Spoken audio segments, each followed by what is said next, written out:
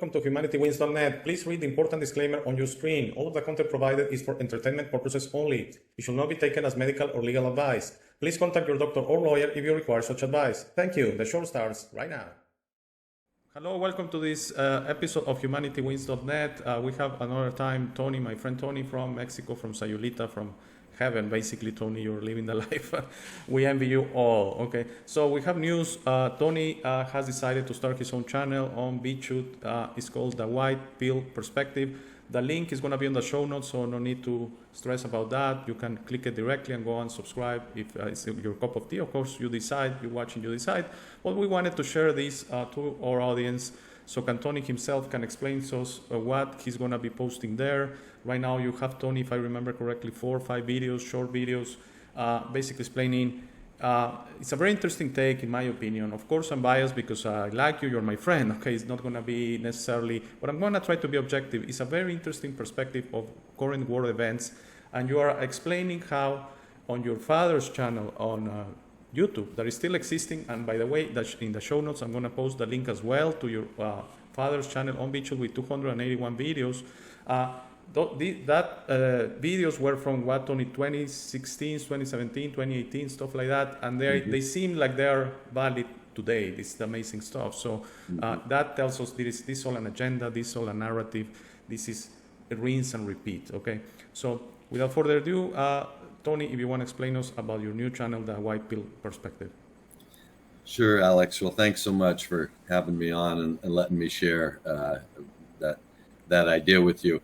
It comes out of us, you and I and Pat and Joel. Of course, we all sort of met over on Pat and Joel's site, Awaken the Future. And I used to give social commentary as well as religious, what I would call religious commentary. I did a Bible study, which freaks me out when somebody says Bible study. I think, yuck, that doesn't interest me at all. Because what I've learned in my own life, being very close to religion, is that the Bible's been all misrepresented in the same way like our politics has been misrepresented. Okay. They tell it to us like it comes, right from the constitutions, whatever country you're in. These are these beautiful constitutions that were hammered out by people trying to make sure the balance of power would stay within the grasp of the general public, to make sure that their lives could be governed in a certain, to a certain extent by their view.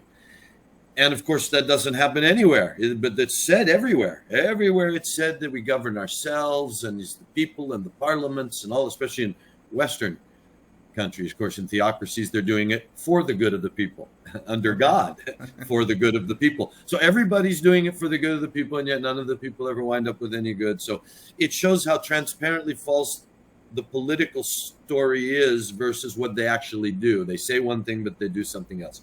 So I found out by being so close to religion and then studying it for some reason, that it's the same way with religion and the scripture. They say one thing, but they do something else. So people consequently in the world think the Bible says one thing, think it means one thing, but it's like thinking that what politics means is what we see. Wait a minute, that's not what they point to. They point to the Constitution, but then they don't fulfill it. So anyway, it's something like that. And so originally, because my father's site on YouTube, the reason I'm giving you this background, it's called Bro Sal, because his old website was brosal.org, where he kept a lot of his writings. My father was fascinated by the internet because he was fascinated by science fiction all his life, the moon landings and everything, all his life. And so, sorry to interrupt you there. I think your father and I will have been very good friends. As a child, Star Trek was my father's favorite first TV show when TV was early, and my father was a big star. He never missed an episode of Star Trek. And, it came out of the 50s when he was someone that read all the latest. My father was an engineer, so he dreamed of building, spaceships and going to the moon. And UFOs were probably more than today in the 50s. That's right. That's right. Because they didn't have the technology to show what a farce it is that we do today. Then it was much easier for them to sell their unsuspecting public who only ever had radio, magazines, and then radio, newspaper. So it was much easier to sell any narrative you wanted to a public that only had a much more limited view. Now that's why coincidentally, in my opinion, and many others, they don't ever show the young people of today the footage of these heroes flying to the moon and walking on the moon and all that footage they have of the early space shuttles. And why? Because when you do catch a glimpse of the footage from the 60s and 70s, it looks like a little cartoon on a string. I mean, that wouldn't sell anybody today. You're not going to be fooled today by the footage that fooled our grandparents and our parents 50 years ago when they pretended that we went to space. So that's why you don't show it, because otherwise, why wouldn't you? It's the only time we've ever gone all the way to the moon with people, and they walked on the moon, and they were out in outer space flying around, and they flew their little capsule down and landed on the moon, and we have video of that, and yet the young people never see that. So anyway, I want to get back to what you asked me, and the idea is, so my father being that kind of person, he was really into computers when they came out, really into the internet when it came out. That's why I say we're having good friends. Yeah, so he was one of the first people to have his own internet site. And at that site, what he did was he started revealing all the things. He was really into eschatology, which is the study of the end time scripture, because he'd been turned on to the prophecies of Daniel and blah, blah, blah. It's this big religious thing that we're in the end times. And my father tried to track it down. And so he really got into that, and he wrote about it. And so in the early days of the internet, he had this area where he wrote about it and kept his archives. He eventually had a YouTube channel, and he got old, and he started to get a little old and tired. So at that time, I started telling him, Dad, the Bible doesn't say what you think it says, actually. I started really reading it. And so we started doing a Bible study to show what does it really say. And because back then I thought there was a rapture. Now I think that's a total planted fantasy. So anyway, that's how my dad's channel got started. And within that, I started giving commentary of the geopolitical scene when I started learning that Pike's prediction of 3 world wars included this Jewish-Arab conflict. I'm like, whoa, that's like in the scripture, And then something I wanted to say. Sorry to interrupt you, but it's just it's okay. Because I on the videos that, by the way, if someone hasn't watched the videos of Tony with Wake in the Future, the White Pill Perspective Part 1 and Part 2, excellent stuff. Go and watch it on the Wake in the Future channel. They are over an hour each, and there's going to be a part 3 soon. But on that one, watching, Tony, for me, excuse my ignorance, but someone watching might have the same thing. Can you explain when Pike made this prediction? I mean, how long ago? Well, it's claimed, because there's no longer any evidence that anyone can go dig up. Disappeared. Okay. Well, harmful content. The guy at harmful content. He sent Pat and Joel suggested that we could all have a 4-way where he and I could have a debate. He wants it very much, apparently. Well, no, and for me, it's not that I necessarily don't, but I don't want to just argue with someone. If we can establish that we have 2 different views, if you think they landed on the moon and I think they don't, then either we have a particular thing we can both discuss civilly, one particular detail, and we can both sit down and we can discuss it. But why sit there and just try and convince each other? That doesn't make any sense. That doesn't serve anyone. So he was smart enough to send Pat and Joel saying, okay, here's 3 topics I want to discuss with Tony, and here's links to 3 videos I've already done, which I think is great. So I went and watched those 3 videos on the 3 topics. One is about his own interpretation of the VAERS data. So I had to write and say, well, I don't give the VAERS data. It's like, to me, like the NASA data about the moon landing. I don't, to me, it's all of Hollywood. What do I think? Why would I spend any time discussing VAERS data as if it means anything? I think the only point about it might is be it's true, Hollywood. But it's beyond the point, okay? Might be true, but it's beating a dead horse. Okay. Well, no, to me, but this is all part of the white pill perspective to me that Pat and Joel wanted to discuss. And when you say that, when you ask the question of where does that come from? Yes, I'm curious about that. That's because someone to predict 3 world wars, when was this? How was this? Okay, well, with regard that shortening this story about harmful content. No, go ahead. One of his videos was about the proving that the Pike letter is actually valid. Mm-hmm. Which, in my view, he didn't prove anything, but what he demonstrated is that there's a book that Guy Carr, the guy that wrote about it in the 50s, in his book, he claims that he saw in a book from like the 20s, I think was the teens of the 20s. Okay. So First World War had already happened. Yes. 1914. Yes. It might even be earlier than that. But anyway, the prediction's supposed to go back to the 1870s. That's supposedly That's what I when a letter was written from Pike to Mazzini. Okay. And that letter was supposedly copied in a couple of different places, which have all but disappeared. One book that Guy Harvey refers back to is the one that Harmful Content goes and shows on the internet. You can buy it for like $300. So he found a copy, and the page was missing. That supposedly has this was actually this missing is a from the real book. And an old Yes. book. Okay. Yeah, no, this is Not a real book. copy okay. This is an actual book, and there's that from the library, and that page has been torn out of the book. How convenient. Well, okay, so this is Harmful Content's proof. To me, it's only, of course, circumstantial. It's not proof, but it is more evidence. To me, like I've always said, it doesn't really matter. What matters is that we know at least from the 50s this was written down.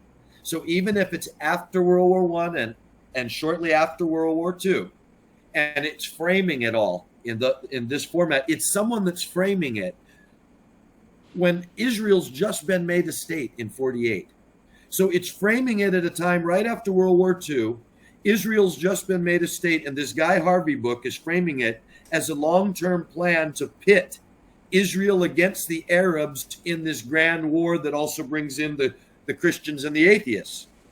Okay. And so it's a very big stretch. All I'm saying is no matter who wrote it, the accuracy of the first two world wars is unarguable. And if it was written after the fact, that makes sense. But to predict that the next one would come because you'd agitate the Zionist agitators who just got into the state. They were a fresh young thing already being warred against by the Arab neighbors. So you could see that there was potential in that. But to predict already that that's how you would do it, all I'm saying is somebody seems to have known where the world would go. Because whoever wrote it, here we are today, 70 years later. And 70 years later, anything could have happened. They could have wiped Israel off the map. They could have wiped the Arabs off the map already. Anything could have happened. Russia went broke in the 80s. The wall got built. The wall got taken down since then. In the 50s, when Guy Harvey wrote that, they were giving Russia to Stalin. They were after World War II, they were giving Russia all this eastern territory that became communist and atheist, where they went out now for 60 years and genocidally murdered Orthodox Christianity. Who paid for all that? What the hell's going on there? See, if not this setup that if Pike wasn't talking about it, it was written in Guy Harvey's book in the 50s, and it's quite a stretch before you've ever given any territory to Russia. Right after the war ends, right after Israel's declared a state, you're already declaring that World War III will be created by moving the Zionists and Islam against each other, and that once more frustrating everybody, exhausting everybody, will bring the world in with Christianity and atheism destroying themselves. That's a pretty big stretch to write in the early 50s. So the fact that you can look around today's world and it almost looks as if someone was steering puzzle pieces on a game board into place. And then you overlay that, bringing it back to my father's channel, overlay that into the eschatological world that he and I had been watching for 30 years up to that point, and why I've got so much knowledge about it to add, and why you find it so interesting that 5-6 years after I was talking about what's really going on and what's not, the things I was pointing out are still what's really going on, and the things I was pointing out are still on the burner as to me, like AI, surveillance state. That was all going on 5. I was saying no, and they were all saying war, and I said no, it's not time for war. That's not what the eschatology points to, right? That's what Pike points to. And so the big thing I have to add to the perspective of watching the geopolitical scene is this eschatological view that sees that before the big war comes, it comes because they're fulfilling the religious world's expectation. They've been planting that expectation. It's the end times. The Antichrist is coming. The Antichrist kingdom. They've been planting that in Western Christianity. And meanwhile, the state of Zion is waiting for their Messiah. They're wanting to build another temple for all these years. They've declared it. They've got a temple institute. They're training the priests. They're like, this is money going into this like real world stuff. Meanwhile, right? How much real world surveillance state bull? How many times have you had somebody send something to you with a picture of you on your own computer from the state saying, Alex, we know you're doing this. You got to stop. That was the big scare. Surveillance. They're watching us through our computers, through our TV. Our microwave oven is recording everything we do. You know, all this bullshit. And I was calling that. So the white pill perspective is really seeing the difference between all the bullshit that they've been giving us forever about the propaganda that hides what's really going on or misdirects it. So we blame the wrong people, like terrorism, right? Okay, yeah, is terrorism real? Well, sure. Who's getting terrorized? Well, those poor Yemenis people over there by the Saudi Arabians on behalf of whoever's dividing up the world. The Syrians are getting terrorized. The Iraqis have been terrorized. The Africans have been terrorized. Those people in Myanmar over there have been terrorized. I mean, for years now, all my life, these people the Palestinians are being terrorized. Does anyone care? You know, that those people, but Ukraine suddenly a totally set up fucking meme for years that was going on when I was talking about it years ago. So this is the white pill perspective, that they've got everyone drowned in a red pill world of awakening, false awakening. Tony, I hope you don't mind. Can we take a pause? It's not the end. I just Sure. need to take a pause and we will be right back, okay?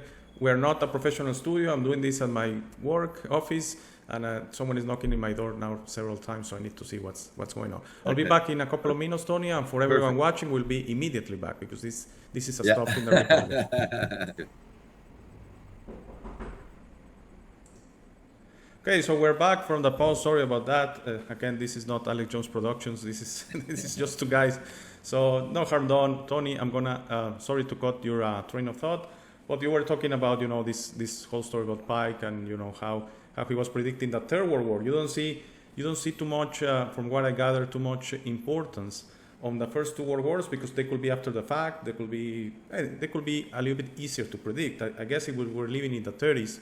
36, 35 with Nazi Germany, and that war was imminent, okay? How he was invading other countries, because he did invade some countries before the start of World War II. So, I mean, it was very clear what Hitler was doing, and and Russia, and the war was in great turmoil. So, the one we should concentrate a lot like today.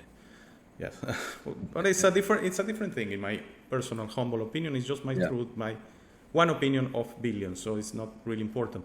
But on your perspective, Tony, so if I understand correctly for the audience, and this is what you want, the spin you want to give the channel, this white pill perspective, is everything they're doing, they're preparing us for World War III. Is that right?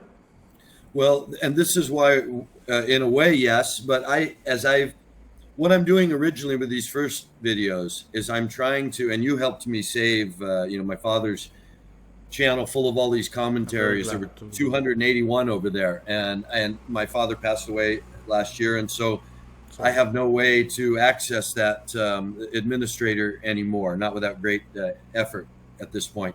And so what I've been doing is going back through some of them for myself, and originally for Joel and Pat and other people that have, like Craig at one point, and Tony and different people that have sought, that I hear are looking for these type of answers. And I realized that there's so many things that I was saying 5 and 6 years ago that, as you opened the show with, sound like I could be saying them today.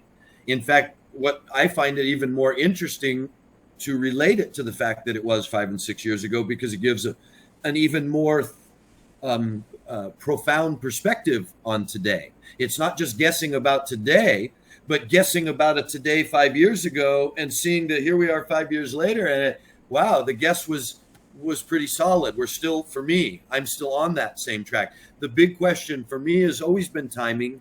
Is it, the Cold War has been going all my life, right?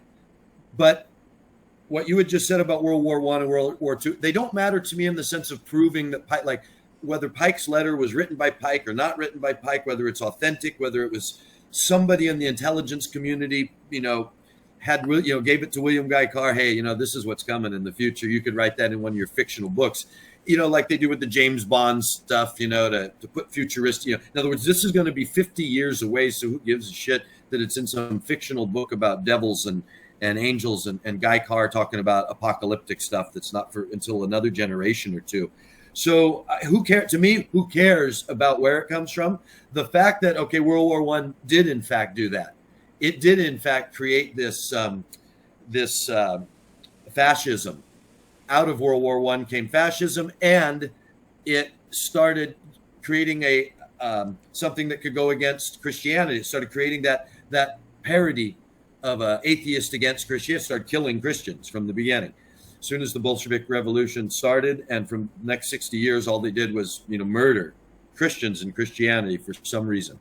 That people can decide for themselves why that's so important for people with money to spend it murdering Christianity. But coincidentally, the written in this Pike letter was in order to create some sort of parody in the world that could eventually fight Christianity. That's what it says. If that's a fiction, that's a fiction. If it's a prediction, it was a prediction, but that is what it says. And here we are again, 70 years at least from when William Guy Carr said it. And what do we have but one central monetary force creating both the West and Russia to be exactly what it is over the last 100 years. And for some reason, instead of being a nation of peaceful slaves like China was till 10 or 20 years ago, they're a nation with ambitions to kill us. They got a military as big as us. All this ridiculous. How could that be? We won World War II. We've had the United Nations trying to get rid of arms and bring a peaceful world. We've got all the think tanks. We've got military bases in everybody's country. We've got all the spy shit going on. And you're telling me under everybody's nose somehow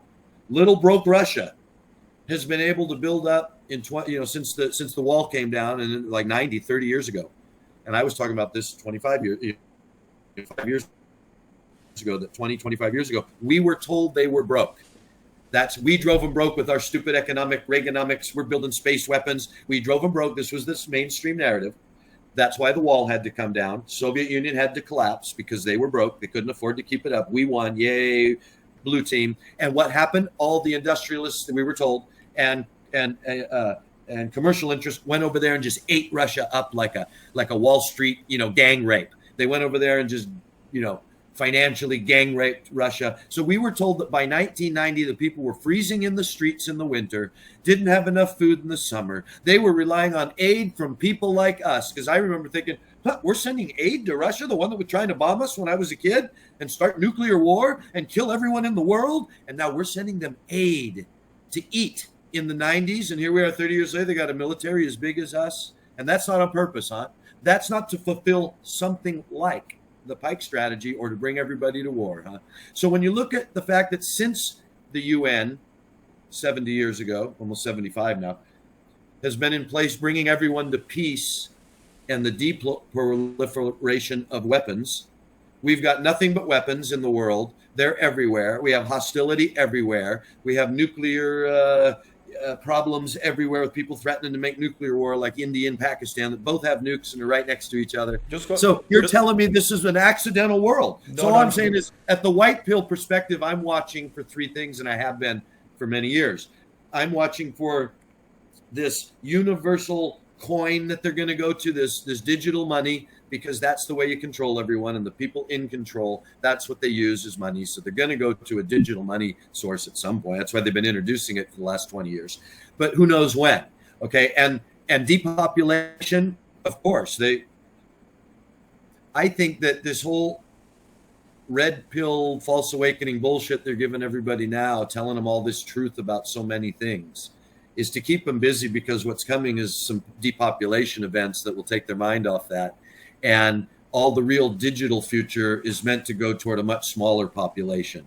That's how I see that part of it. And so, yes, I see that on every level, whether you look at all the religious seers of the past, and that's like from the North American Indians to the Hindus to the Buddhists, everybody sees some sort of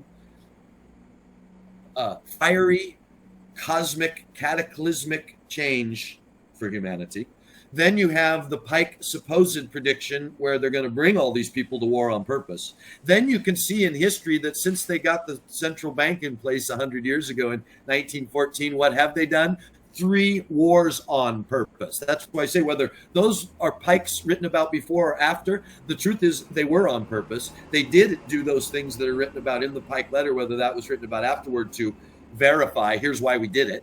But that is what they did. So then you look at a world that since they declared we never want to go to war again, which they keep doing after each war, World War I was so bad and killed so many millions, and no one wanted to do that, that after World War I, they said, we can never do that. Oh, never, never. That's why World War II had to be set up as this righteous war. Hitler had to be this awful person that was, and that was all. You can see how that was all set up from the Treaty of Versailles before, at the end of World War I. They were already setting Germany up to be in that place 20 years later that they were screwed, so that they would have pressure points there that could push them to war, and that they could raise up a savior to temporarily relieve those pressure points for a moment so that the people could get behind it. People wonder, why did people follow Hitler? Well, if you don't know your history, because the way they set Germany up for the war was by putting them into financial ruin, absolute ruin, and bringing them to hyperinflation, like they're coincidentally kind of doing with the West right now, maybe. What was it? And, 5-6 digit? No, 5-digit hyperinflation. It was something. Well, no, I mean, just the Deutsche Mark was worthless. Crippling. It was worthless in the 20s. Yeah, crippling. And that's when Hitler came along on a destroyed country. Well, he didn't come along. He didn't. I don't see history that way. Okay. He was introduced. They set it up. They set it up. Yeah. They set it up so that now here's the answer. Yes, he's a guy that suddenly is marching through the streets saying, we're going to jail the Rothschilds. We're going to kick their banks out. We're going to print our own money. Oh, really? And you just get to do that. You just get to do that. Whereas when the United States of America tried to do that in 1811, and say, we're not renewing the charter from England. We're not renewing this Rothschild charter in our country. We see what you're trying to do. You had your 20 years. You're a bunch of crooks. Thanks anyway. We're not renewing your charter. And Rothschilds famously said, either you will renew the charter or your country will find itself in a most disastrous war, which started in 1812. So it shows you two things. One, that the people of the United States felt it was so disastrous to renew the bank charter to these friggin' criminals from Europe that they decided to go to war instead of give them their charter. And that too, the bankers of England had the power to bring England to war over it. And they did. And they eventually got their charter. And now we're talking 130 years after that war. And you're telling me Hitler just, get out of my country. We're going to do it different. Bullshit. It's the same bankers that funded him that can be seen. It was the Fords and the Bushes and these are the people that funded Hitler to be able to go on his, his rampage, because they all benefited from these slave labor camps. Anyway, that's the real history of why Hitler was so glorious to his own people. He did what they did never let anybody else do. He got to kick the banks out and make their own money and make his people prosperous because they weren't slaves to the banks for a few years. And the people were so glad that, of course, they said, no, fuck you. You're not taking that away.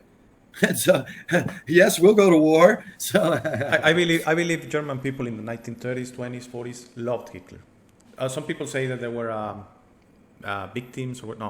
I believe most German people loved Hitler. He brought them from ruin and that. Yes, of course, he was all prepared and that. Watch how they're going to love Trump. If this is the time for another war or to be on the brink of war, you watch how the people of America and Europe going through right now a winter or two of starving, of freezing, of rationing, of all this bullshit, of all this. And then you get someone that promises to give them more. You tell me they won't be willing to go to war for that? Yes, we already are. Of course. People, I'm sure, Tony, people in the U.S., that they will die for Trump. There are many people. Well, anyway, so the white pill perspective is really right or wrong. It's an investigation into the fact that these things really are the history that are, we haven't seen Martians come yet, and we haven't seen spaceships flying us around our cities yet, though those were all promised to my dad when he was a kid. We haven't seen robots take all our jobs. We don't see any of that yet. We haven't been marked in our heads and everything. Hello, Tony. We're not, all this space age shit that they promised us in my childhood. Haven't seen any of that yet, but what we have seen is while they promise us we want to get rid of weapons and we want peace, all they've done is build friggin' weapons all over the world and make building of weapons the answer for every, oh shit, so and so's building more weapons. Well, we got to have more weapons. They have more. We just sent 50 more planes to Israel to keep the balance of power. That's how we speak of it. By the same mouthpiece that's owned by the whole system that builds the weapons and starts the wars. You don't think they could say something else and say, hey, we need to have peace? The banks won't loan money to countries that want to build weapons. The weapon building business is out, should have been out of business in the 60s. And that's what the hippies were trying to say. See, that's why that whole hippie movement was the last chance. And it was put down so violently because it was the last chance that people could say, wait a minute, what the fuck? Why do we have to go violently, militarily take over the world? That's not what we're supposed to be about, you know? And that's what the hippies were trying to say. And so to pretend now that we get this red pill awakening with the Greta Thunbergs that say it today about climate change and equality, you get Klaus Schwab talking about equality today, you know? So the elitists bring us our equality today, not the hippies. Bill Gates wants to bring peace to the world, not the hippies. So we live in such a controlled environment. And I say that what the white pill perspective demonstrates is we should be paying attention to the fact that at some point they seem to want to intend to use the weapons. That's why it's always been built into our, if you think they intend to chip you and use the tech and make robots and make smart cities, but you don't think they intend to use all the weapons and the hostility that they've been building into everyone for 100 years or more, but the last 100 since the first three, the two world wars that are building toward another one, and they haven't gotten rid of weapons, even though they've got all the power, they own all the media. They could spin it that way that, hey man, anyone who builds a weapon should be, you know, we can't allow that. They could spin it that way, and in a generation you'd have kids that think having a military is a bad thing. You know what I mean? Instead they make it a cool thing. In fact, you can't even be a cool rock star actor unless you've been the cool assassin, you know, the 007 type or the hired gun that's the cool assassin that kills all the bad people, finds out who the bad and risks your life to kill the bad people. I mean, that's like built into our culture from children. You're a hero if you get a chance to go out with your gun and be a badass and kill the right bad people, because there's bad people to kill. See, that's what we all have to know. There is bad people to kill that want to kill us and hurt us. And if you don't think that's been fostered into our consciousness on purpose, that's the hijacking. You know, if you want to talk about a hijacking, to me, you don't have to look outer space. It's clearly been done to us in a world that is trying to bring us to ultimately, I think, war. But the other perspective, the eschatological perspective, and the one that's strangely like the perspective of the Masons and all these secret societies, is this Solomon's Temple perspective. Why the Jewish state? Why do they believe in God? Why do they come on this notion that the UN should give them land because they're God's people? Why do they tell each other and everyone in their propaganda that they are God's people brought back to the land by God? And that's why the guns of the U.S. military protect them, and why they got to have more guns, because they're God's people. And what are God's people here to do, Alex?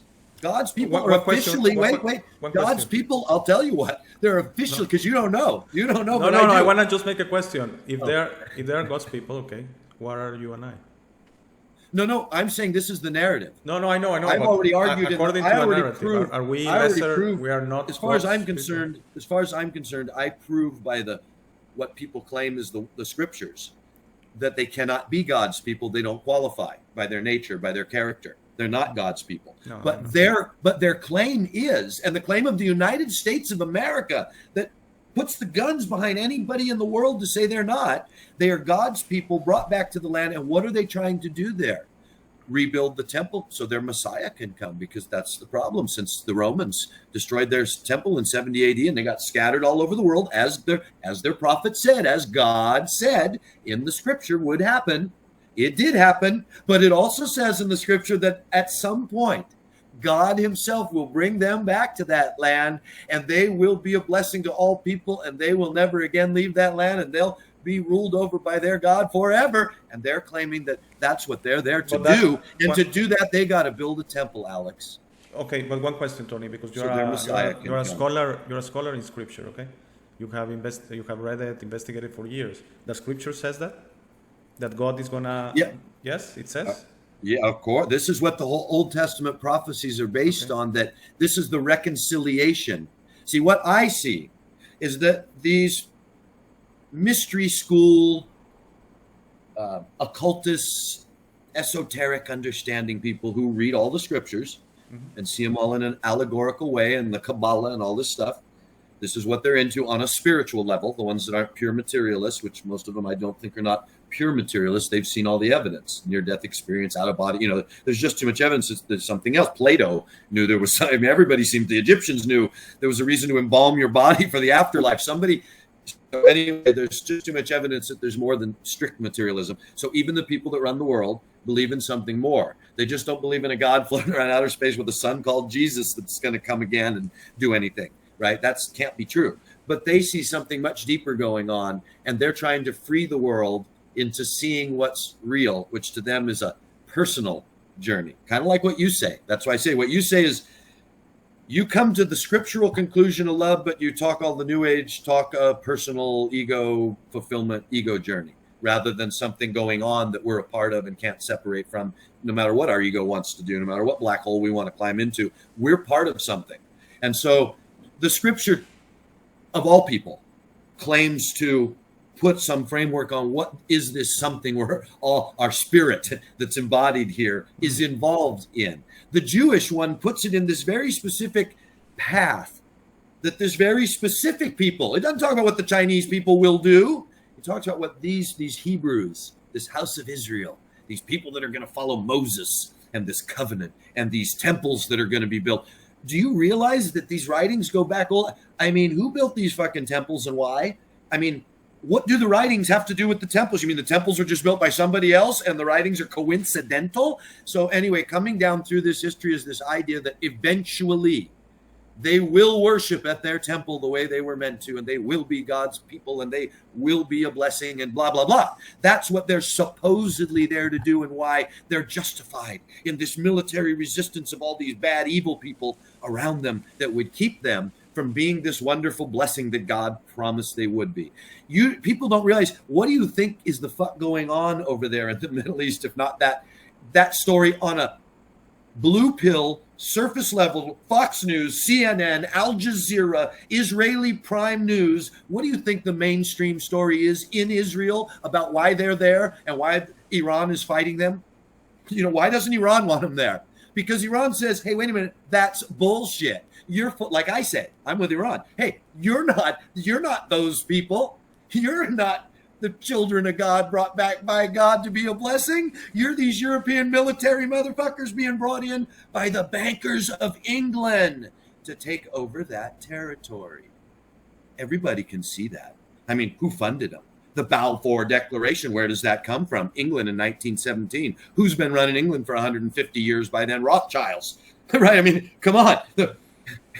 Who's distributing Cecil Rhodes' private wills? Oh, Rothschilds. Who's supposedly in control of the Vatican investment? Oh, Rothschild. Oh, wait a minute. But that's got nothing to do with starting Israel, right? Nothing to do with claiming to be God's people brought back to serve God in the land, right? That's these bankers from England. And then what do they do right after that to stop the Arabs that won't go with that, the Hashemites in the area? They start the Kingdom of Saud in like 1919, 1920. England funds Saudi Arabia. Do people realize that the Arabs and the Jews and the Christians lived alongside each other since the Crusades without fighting for almost 1,000 years until this modern day? Like they've been living next to each other, respecting each other's, because they're all sort of related, right? The Arabs and the Jews come from the two sons of Abraham. They're stepbrothers, two different mothers, same father. They're stepbrothers. That's who they are, and they know it. Right? They've always known it. It's this new Jew. He's not a stepbrother. He's from Europe. He's funded by the banks. He comes in to say, I'm the stepbrother, come to fulfill the prophecy. And so from the very beginning, they knew there would be such pushback that they fund this Islamic radicalism. And what do? Well, in the 50s, they kill the king of the Hashemites that ruled over Iraq and Babylon, because that's the heart of that old kingdom for those people. And why do you think we go in there? Why do you think that's Afghan, Iraq? Why is this all disrupted? Oh, because of 9/11? I mean, does anyone have a story for what's really going on in the Middle East except me and Pike? I mean, pointing toward Pike and saying, whoa, maybe that's true. Does anyone else, what does David Icke say about it? I wonder. What does Alex Jones? Are they all busy about how they're killing everybody, how they're rounding everybody up into FEMA camps, how they're gonna the genocide, and they're They are. The world order, the new world order is coming. Like they want a room to run the world out. They've been running the world for 200 years. When you consider that the bankers could tell the Americans, hey, look, you renew that charter, you're going to let us in. I don't care if you know that we're crooks. You're going to let us in, or you'll be in a war and we'll drive you broke. And they said, nah, screw you. They couldn't argue that to their people. How are we going to tell them we let them in? They'll string us up.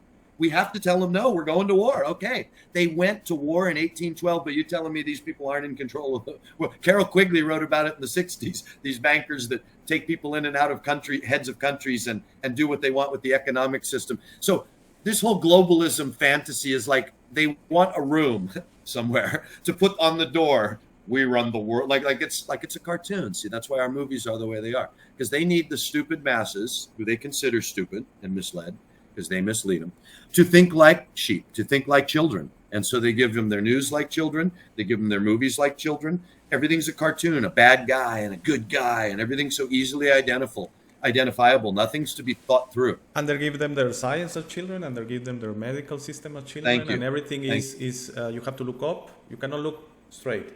You're always inferior. And you're always a victim. And there's always someone to blame. That's why you say the Jews blame the Muslim, the Jews, the Christians, and the blacks, the whites. And again, if you were going toward a war, and people are sort of, they know a war is coming. They talk about it all over the alt media today. It's back in the news. World War III. That's why I say, that's more evidence that I'm right about the eschatology. And what Jesus said was, when they asked him, when will be the sign of your coming and the end of the age? And he said, don't let anybody fool you.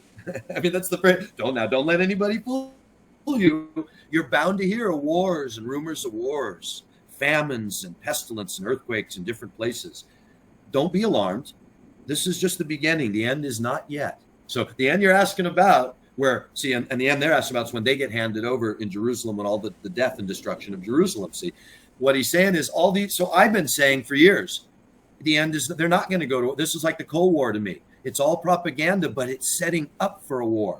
But if you know what to watch for, right? If you suspect, as I do, that there's two things to watch for. Either they're going to drag us headlong into this big war anyway, without peace, without building the temple first. That comes after we dilute the population. That could be true. I've always seen it the other way. I've always seen that the way the eschatology points is that these wars and rumors of wars, don't be alarmed. The end's not yet. Why? Because what Daniel says is they're going to make an agreement for 7 years and they're going to rebuild the temple. And in the middle of that, this Messiah, they're going to claim, hey, Israel, we came back to see, because otherwise, how can they justify staying here and warring if it's not to be the good guy? We built our temple, the Messiah came. So I'm saying that what the mystery people, the mystery schools really in charge are doing and have been doing for 100 years is, hey, it's claimed by these Jewish scriptures that eventually they're going to be brought back to that land, which happens to be the heartland of the world. And they're going to be ruled over by their God forever and rule the world. I got an idea, Alex. Why don't we get together a movement and go back there and claim to be those people? Yeah, but who's going to want to leave Europe after 1,000, all these years of living in peace, all these Jews that live in Germany, that live in Russia, that live everywhere in peace, and they're actually they've lived prosperous lives as merchants. They're known as great merchants and traders, and so they've lived prosperous lives in all these places. And it's a known historical fact. It was not easy to get these people to go back to Palestine, and that's what World War II was about. So these concentration camps and rounding up the Jews, because you needed something so desperate that you could then say, oh, we got to give a homeland to the Jews. And that's how they did it. And again, who are these people? Real Jews, real Semitic Jews? No, the biggest money in the world that started the Bolshevik Revolution, that funded Hitler, that funded the American Revolution, that funded the Bank of England to go to war with the USA. That's who's doing this. That they want Palestine. They're the Jews coming back with God. So anyway, the last thing I'll say, because I know we're pressed for time, but the last thing I want to say is that in these first few videos, I would encourage people, because what I'm trying to do is pick out some of the stuff that really relates to this from 5 and 6 years ago, that people can sit through 30 or 40 minutes, most of them, and absorb this in a context in which I'm really describing it in the moment, that it's happening 5-6 years ago. But right now I only have 10 minutes on the BitChute recorder. It's all, that's why I'm not recording myself in a nice way like you or Pat and Joel. I don't have a way to do that yet. So I'm trying to just make a couple of minutes of introduction and then link what I think is a very pertinent discussion from my father's side. So anyway, that's what I'm doing. So forgive the format at the moment. If I can get some people, once we get a few subscribers, there's like right now it's just us basically.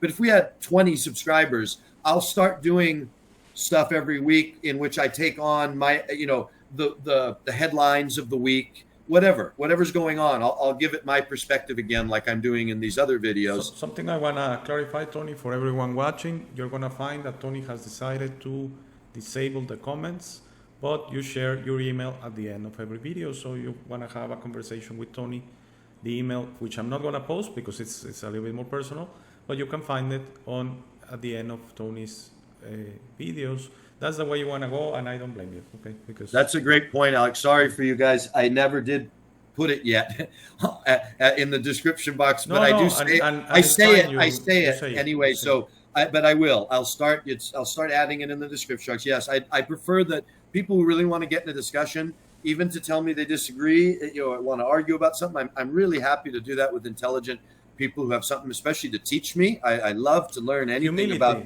humility and but the comment section to me nowadays are actually there to stop that from happening. And that's the only reason. It's not like I don't want people to tell me that I'm full of shit. If you really think that, and you have yes, and you really have some thought behind it, yes, I'm happy to get that email, and probably I will respond if it's not just hate. If you just want to say, you're an asshole, okay, that's fine. I like to get the feedback. How many people think I'm just an asshole versus how many want to ask a question or how many want to say something constructive? I think that's the way. That's what I always hoped the comments would be, but they're not. No, something I want to say, Tony, it's about the comments because I've been a moderator on a different subject, sports forum, for 15 years now. And these forums, a forum is the same thing as the comments, okay? So it has to have moderation. That's why I mentioned that a few weeks or months ago in Wake in the Future comments, that maybe it's idea to have some sort of moderation, some sort of blocking, muting, because it's like 20 people talking at the same time, okay? And if there is no humility, and if there is no common courtesy, and if there is no respect, it's a mess. And if you engage, for me it's even worse. It's like 20 people talking at the same time, and at least 15 of them at any time are agitators. They're just to agitate. They're not even there to talk into the real conversation. First of all, they want to make sure the 3 or 4, like you and I, that are trying to get something out of it, only get confused by upset and react. And by the way, I apologize. On Monday, I'm not going to go into details, but on Monday, I reacted in a comment in Wake in the Future that has been deleted by now. The full comment by the person that originated, but I reacted. I'm a human, okay? I'm not a Zen master or something like that. If you call me out, if you attack me directly, I'm gonna react. I'm still a human. That's an animal response, and that's why comments are very tricky. Because if someone wants to get you upset, he's gonna push the buttons eventually that he's gonna get you to react, and you are gonna regret it afterwards. I regret it now. I apologize to Pat and Joel to do it in their comments.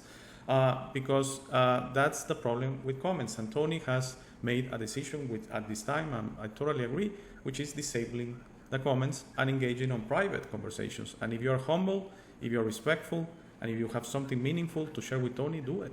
As Tony says, if you're the just truth is, Alex, sorry to interrupt you, but before you, because I'll let you wrap up, but the truth is, as I listen to you say that, I always reflect on the fact that what I went through with my dad and that channel was like the culmination for me of a lifetime of being confused by religion, and especially Christianity, but all of them. I really had the wrong view of all religion, and a really obscene and a picture of God and the spirits and all this. And so, it was really quite a growth for me over there, what I went through studying for myself, and meanwhile getting the idea that the geopolitical scene was something being staged for me also to hide, just like the religious scene.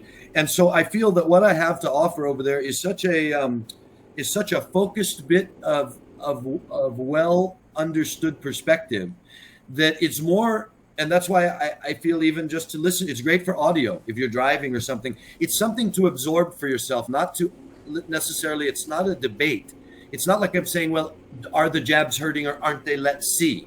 It's something where I'm taking this perspective of I've been looking at these subjects, and I'm laying out a very specific analyzation. Really important. People have to understand.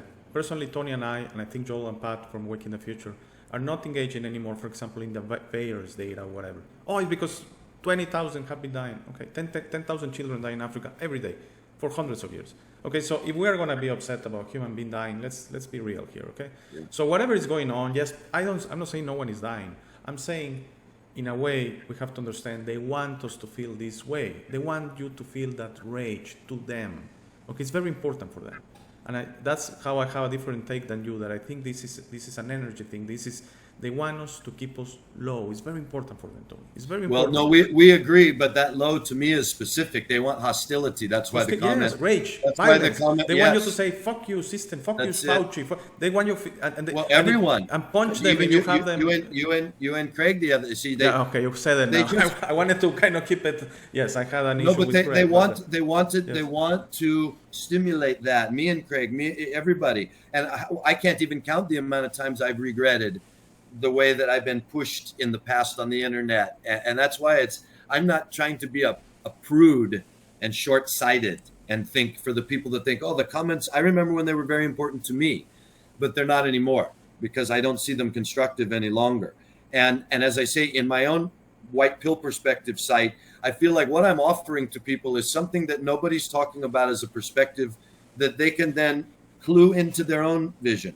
It's not really about arguing. I don't really care what you think either way. I mean, I do. If you're a critical thinker that has something you feel to add or to say, I'm happy to hear it.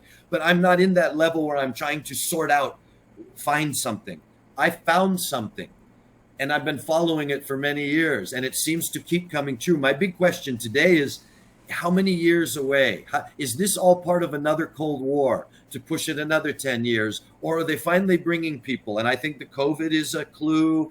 I think that right now, my own instinct is that in the next few years, they're going to bring the world to some heavy pressure points, feeling the brink of disaster before they make peace, I believe, or push it right on over into war, because they're getting everybody so riled up, so exhausted, so broke, so helpless, so hopeless. How much longer can that go on before you have to direct that energy somewhere? So I say I agree with you, but the energy they're harvesting is like they're harvesting it to send it, like you do in Aikido or martial arts, when your breath and your mind are focused on if you're throwing energy through your arm, then you have to use your mind and your breath to travel down your arm and out your fingers and right through you and keep going past you.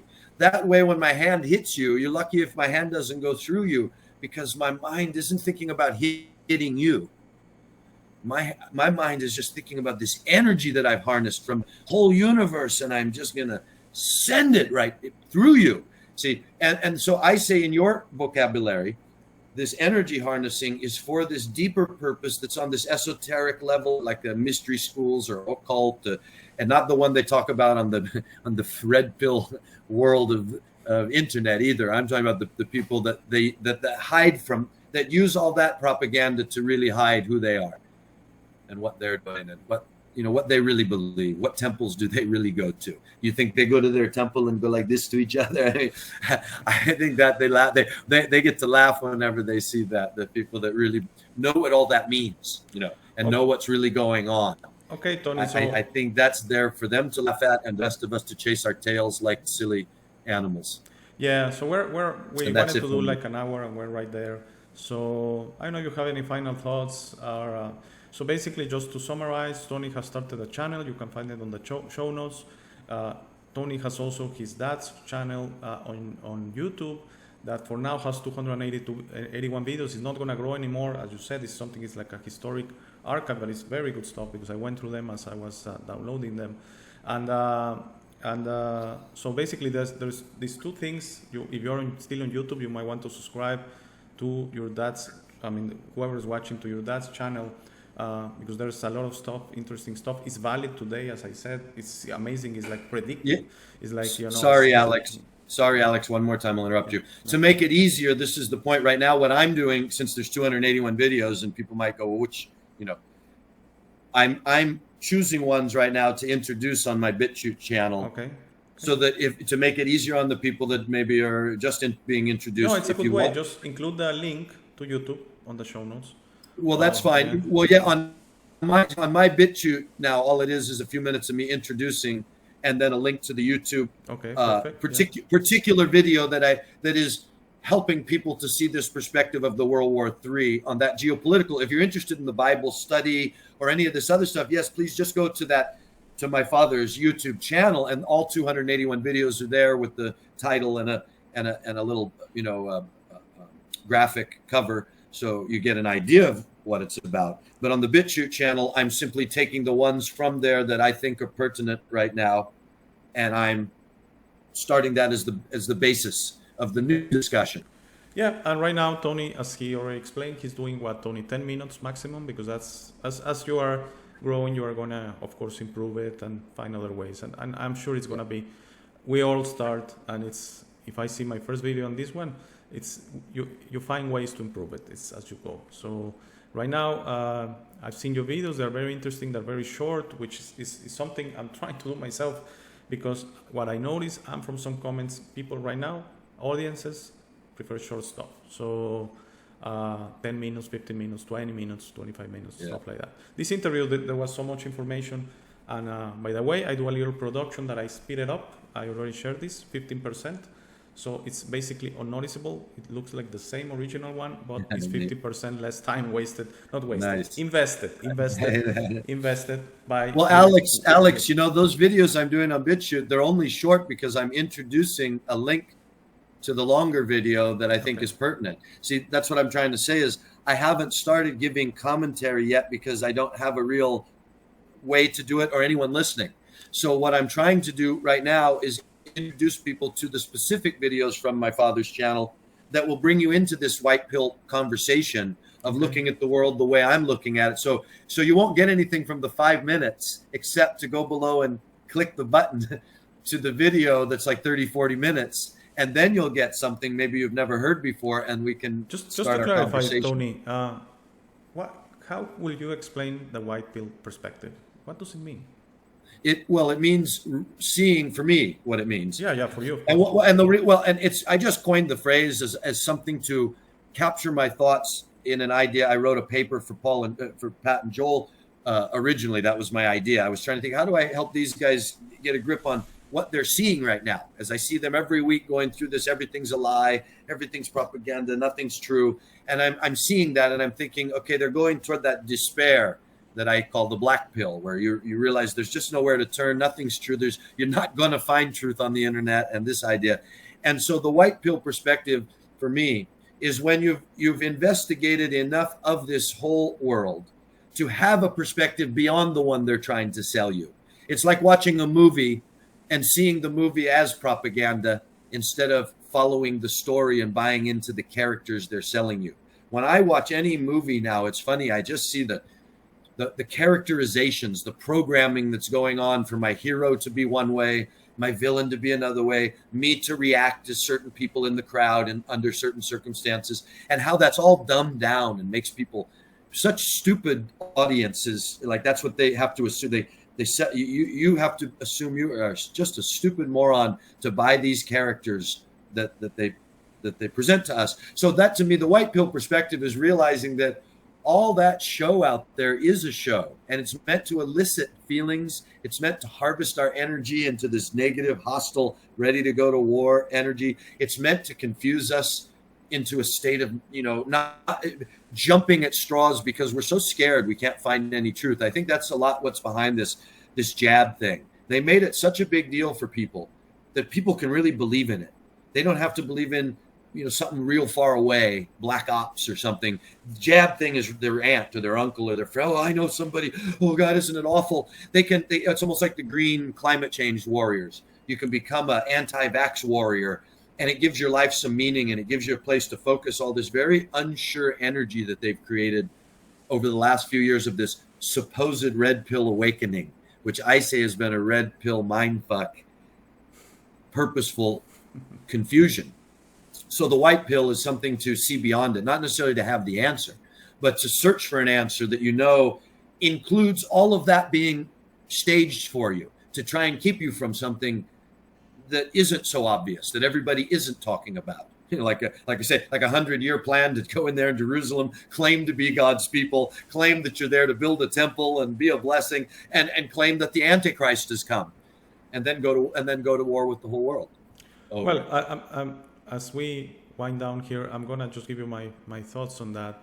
And I don't have a timetable, but I do feel the world is very eventful right now. There's so much going on, much more than the past years. And for me, I see it as a positive thing. Let me explain that, okay? Because for me, it shows the desperation they have, that their plans are not fulfilling like maybe they thought they were. We have a different perspective, though. Yeah. I don't think this is the ascension of humanity. This is the upgrading of humanity. Long due.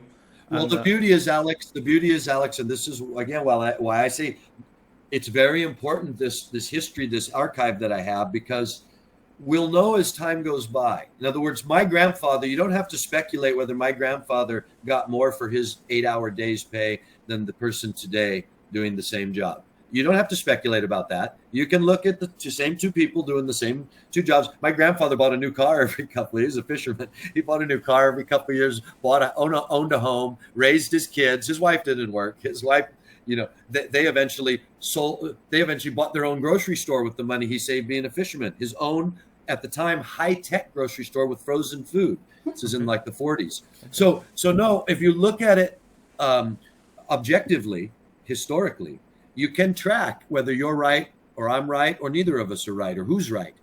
Have the lizards come? Has the science city come? Are we flying around in cars? No, none of that's come true. But did they declare in 1917 they'd build a homeland for Israel?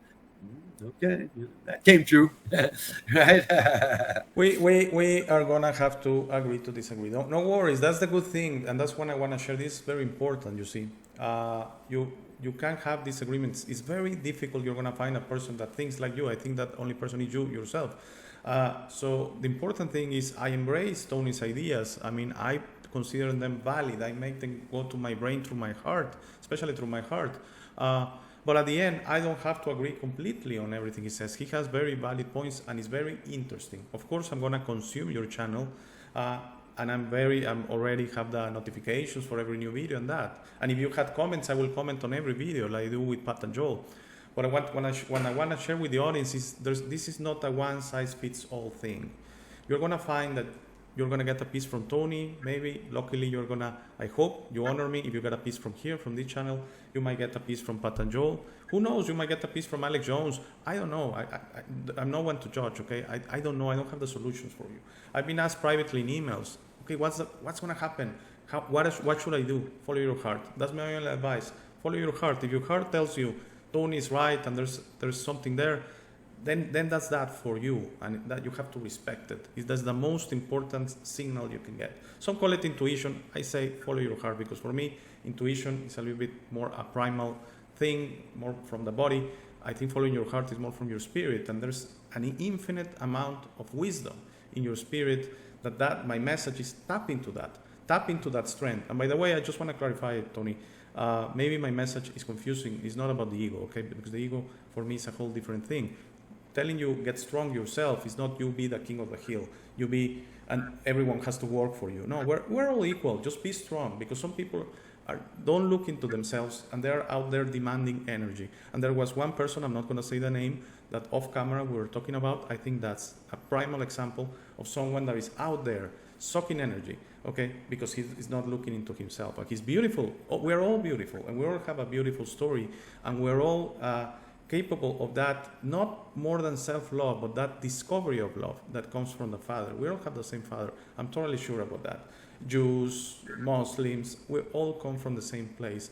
The simplest explanation sometimes is the right explanation. And for me, we all come from the same Father, and that Father is immensely fills us with love since our inception, and we are with that love forever. It's just we don't tap into it. And we're out there looking for solutions, we're out there looking for love, we're out there looking for information, and we become addicted to the information. Let me see what Alex Jones is going to give me today. And by the way, go and buy something on the store for supplements and that. I mean, they don't see it that it's obviously a business, okay? David Icke is obviously a business. All of these people are obviously a business. And the one thing I always say about Pat and Joel is since the first episode I watched them, forget if they were talking about the injection. I see it as two friends talking. So I felt in the conversation, I felt the honesty, I felt the transparency, okay? And that is valid today, and actually have improved by including more people from the show like you and me, and many others, by the way, many others. They just had a guest last night, excellent, from Ireland. So my suggestion is go consume Tony channel, Pat and Joel, if you like this channel, and others. Let's have other channels, because I think we're much better if we add each other than the commercial alternative channels, because that's the description. Alex Jones is a commercial business alternative channel. He is in for the money. If not, he will do it for free. That's pretty obvious. It's okay to earn something, but he has earned millions by doing this, okay? So is he legit? I don't know. Is he entertaining? For me, yes, sometimes. Do I get some information? Very rarely. But I don't have 1 inch of interest in the war, the injection, all that. For me, it's clear, very clear to me right now. They're just distractions trying. What happened to me on Monday on the comments, the same thing, Tony. Trying to get me enraged, to hate the system. They love that we will be all enraged. And right now, I'm completely sure about this, there is a day in the history of humanity that more humans, more souls living on planet Earth were vibrating in love. I'm completely sure, and that's growing by the day, okay? That's their desperation. So that's why I think you and I agree on the fundamental things, but kind of disagree, because I still don't understand. I'm going to keep watching your channel and keep asking you. I still don't understand, where is this going in your perspective, okay? Is it going to World War III? Possibly, but that's what the system wants. That's not what the humans want. Because, again, we're not steering the ship here. There's a system. Should we save that for the next? Yeah, sure. This was to introduce your channel, and we talk about 25 minutes, and it has been going for an hour and 16. That's going to be compressed like in an hour and 5, by the way. Yeah, no, I think that's plenty for today. Let's just do it next time. We'll keep going. Thank you, Tony, and thank you for starting your channel. We're all going to benefit. And as you say, it's not about getting 10,000 subscribers, 100,000 subscribers. It's about getting the right amount of subscribers. Whoever is following you, I hope they enjoy it, and not just follow you to complain. Like, for example, we have seen on other channels that there are a handful of people that are there and they're complaining on every video. Why do you keep watching? Make things work for you. You like Alex Jones? Go to Alex Jones. You like seeing people dropping dead? Go see people dropping dead. But don't see something and complain. Like to go into a movie and complaining. And then the next day, go to the same movie and complaining. I don't get it. It means maybe the purpose is complaining, or their job is complaining. So who knows? Thanks, Tony. Either way, it's very low energy. Yes, of course. That's what I'm trying to say. Thank you, everyone, for watching. I hope you enjoyed this. I'm sorry about the interruptions and the technical details, and there was some construction work going on in my office. Probably, I hope it didn't make it into a video. If everything is okay, this is going to go out today, Wednesday. We're recording this basically live, because after I'm done producing it, I'm going to upload it. So this is going out Wednesday. And by the way, on Friday, Tony, I don't know if you're going to like it. I was very fond of the story of the Loch Ness Monster as I was growing up. So I was basically ready a video on that story, and I give you my spin, how maybe it's not a monster, maybe something else. All right. If everything's okay, I should see you back on Friday. Thank you. Please stay for the last 3 minutes of the show. Thank you. We want you on the show. Send me an email to hey@humanityways.net to schedule an interview. Help me out by making the show more interesting, fun, and knowledgeable by having you on and giving our viewers the opportunity to learn from you. Thank you for making it to this part of the video. This is my favorite part. This is where I suggest to you that you discover yourself. You are not what you have been groomed to believe. You are this incredible being without limits that has eternal life, amazing strength, infinite wisdom, and a big, beautiful heart. All your limits are always self-imposed. Your best version in this reality is inside you. Your only mission on this life is to become a beacon of love and guidance. This version is ready to be discovered today. How do you discover yourself? The discovery process is a personal one. No one can do it for you. Dedicate 5 minutes a day to talk to yourself and the universe. Request to be connected and ask, who am I? Where do I come from? You will start getting signs, breadcrumbs, and signals. You will notice how your notions about those realities start disappearing. No more hierarchies, no more competition, no more complaining, no more depending on others. Discovering yourself equals to breaking your matrix. Your self-imposed limits will fall, and you will be ready to serve humanity and help break this spell and deception on us. But you must be patient to allow others to wake up at their time through their own free will. That will be really soon, you will see, and that will start a new world. As you work towards your best version, you will notice how old emotions don't serve you anymore. Hate, fear, rage, pride, loss, envy, violence, justice, true violence, judgment of others, and other emotions will disappear from your mind and heart. You will understand those emotions serve only the evildoers and are not you. Please try to be understanding of others that don't think or feel like you. Everyone has a process. No one is right or wrong. We're all just different. Don't be concerned about being right, ever. Don't allow pride preventing you from patching things up with family and friends. It is very important you enjoy this life with your loved ones. Put in the work to patch things up and leave it to others to decide. Please relax and enjoy life. When everyone breaks their own matrix, humanity through our community consciousness will break the final spell. The new world will start and everything will gradually fall. Governments, hierarchies, and the medical and financial system will go from scarcity to abundance for all. Thank you very much for watching. Please share this episode. If you have any comments or suggestions, please use the comment section below. For private questions, conversations, and if you would like to appear on the show, please email me at hey@humanitywins.net. Please be sure to check out our friends from Waking the Future and their awaken-attire.com shop. They gave me my first opportunity to speak about this and I will be forever grateful. Link to their channel and shop on the show notes. Thank you again. Please don't forget to visit our website www.humanitywins.net. By giving me your time, you honor me. Have a very, very, very nice day.